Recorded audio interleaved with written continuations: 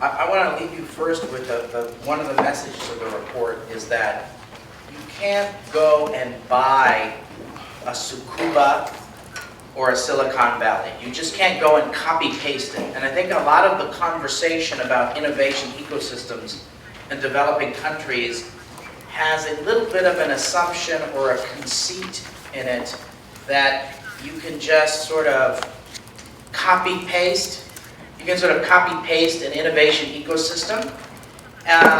So we got to start with that as sort of, that's the bad news. The good news is that that you can. There are certain forms of catalysts to innovation ecosystems, and one of these such catalysts is a fabrication lab, which you'll hear a little bit about in this conversation. So the bad news is you can't copy paste one of these things. The good news is that there are new and emerging catalysts like fabrication labs, and so that's the first concept I want to leave you with. The second is that what is an innovation ecosystem? Innovation ecosystems are environments that encourage innovation of new ideas that respond to what is needed by a society. They support ideas application in society through scale-up or commercialization.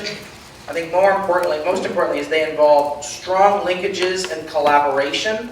This is the important part, among policymakers, academia, and the private sector. So strong linkages between the private sector, academia, and the private sector, policymakers. So these actors provide human capital, financial capital, physical infrastructure, and enabling policy to support innovation. Obviously, Japan and the United States are world leaders in innovation ecosystems. And I think as developing countries move up the scale of lower middle income to middle income to upper middle income, they increasingly covet and are increasingly interested in acquiring innovation, in creating innovation ecosystems. And so the opportunity for Japan and the opportunity for the United States is to be a catalyst for innovation ecosystems and to support catalysts of innovation ecosystems. So JICA, and I think one of the messages I want to share is I think one of the great stories in the Philippines is about the Bohol Fabrication Lab, which is the case study that we talk about. Well, I think we have 3 experts here who helped create the Bohol Fabrication Lab, started by a Japanese volunteer, the equivalent of the Peace Corps in the United States, and then scaled and enabled by JICA, and in partnership with many fine Japanese technology companies. So the President Aquino of the Philippines was so taken by what he saw at Bohol, he has said, I want 10 more of these across the Philippines. So we talk about, in the report, we need to scale. We talk about what's the role of donors in this, what's the role of academia in supporting innovation ecosystems.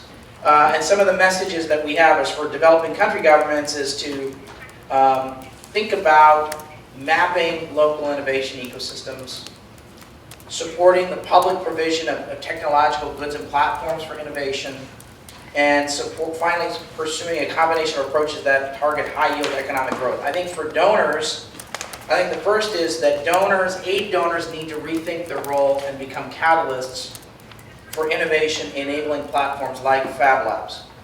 The second, that aid agencies like JICA or AID need to enter into more multi-stakeholder systemic partnerships to enable these ecosystems. And the third is support more private sector approaches to transformative innovation, tiered financing, and providing funding for results, a little bit to the point about M&E and what's working. I do want to make one parenthetical point that I think one of the things you're going to hear a lot about Fab Labs today. And my sense is that Fab Labs, the conversation about Fab Labs feels like the conversation in the early 1990s about the internet and the commercialization of the internet. Say if you were having a conversation in 1993 or 1994 or early 1995. I'm sorry to say I'm old enough to remember those conversations, but the conversation about Fab Labs, they are still trying to work out what are the right kinds of sustainable financing models. So you're going to hear a lot about the wow factor of Fab Labs. That's the good news. The bad news is we still need to develop sustainable financing mechanisms. But if we had gone and talked about the internet 20 years ago in 1994 or 1993, there would have been a whole conversation. If we'd been in this room in 1993 talking about the internet, we'd have been pondering about what are the financial sustainable models for the internet.